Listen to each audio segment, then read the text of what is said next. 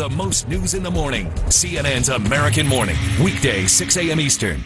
What's your theory behind what's going on here with these sightings?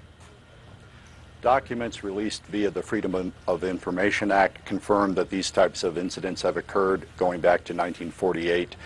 The documents describe saucer-shaped objects whose capabilities are vastly beyond anything that we have, the Russians have. I think the logical explanation is we're dealing with visitors from somewhere else. Regardless, there are a number of cases now. I've interviewed over 120 former or retired Air Force personnel who've talked about UFO incursions at missile sites, at nuclear weapons storage areas. The incident at Malmstrom Air Force Base, Montana in 1967 did involve the appearance of a saucer-shaped object above a nuclear missile launch site. Seconds later, all 10 of these missiles controlled by this site malfunctioned. And the two officers involved, including former Captain Bob Salas, who was at the press conference on Monday, by the way, testified that he was sworn to secrecy and told never to discuss this. He kept his silence until 1996.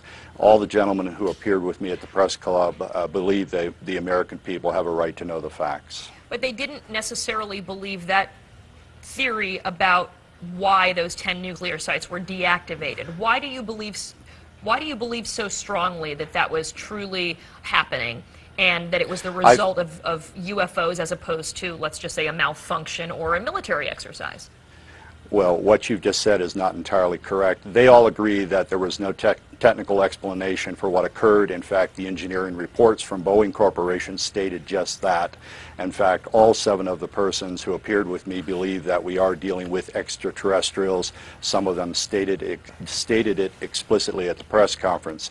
What they do not necessarily agree with, three of the 7 agreed with me that these probably these actions represent a signal being sent. I'm of the opinion that whoever are aboard these craft are telling us and the Russians, because these things have taken place in the former Soviet Union, that humans are playing with fire by possessing and threatening to use nuclear weapons. That is speculative on my part. I've always made that clear. But the persons who were at the sites, who witnessed the craft, say that there is no technology on Earth that could account for what they witnessed. Your press conference yesterday, Robert, certainly sparked an awful lot of conversation around our offices yesterday. We were talking about this throughout the day, and it raised a number of questions, such as, who are these aliens? Where did they come from? How did they get here? Why, if they have the technology to travel on an interstellar basis, do they care about what we're doing?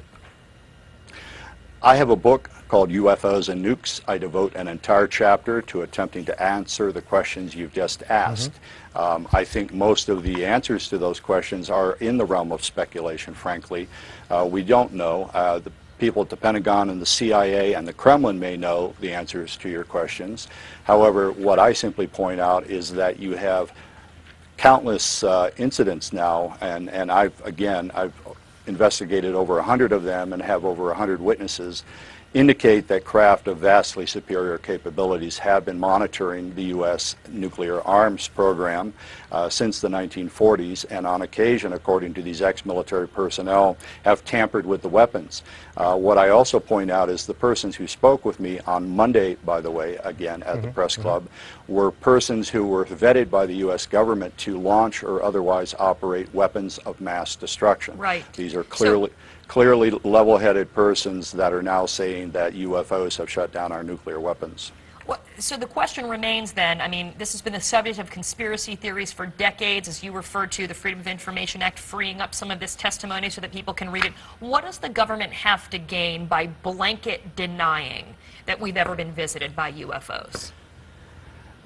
The RAND Corporation, which is a think tank, did a study for the Air Force in 1968. The Brookings Institution, which is a think tank, did a study for NASA in 1959, I believe, in which they said basically if extraterrestrials are here, governments have nothing to gain and everything to lose by admitting that without knowing the full intentions of whoever might be here. Are they hostile? We don't know. Do they intend some nefarious activities toward humankind? We don't know.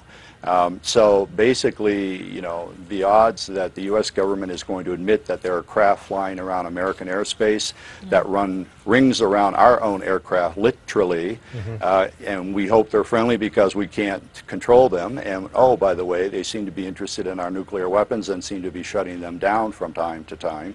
The government has everything to gain by keeping quiet about that.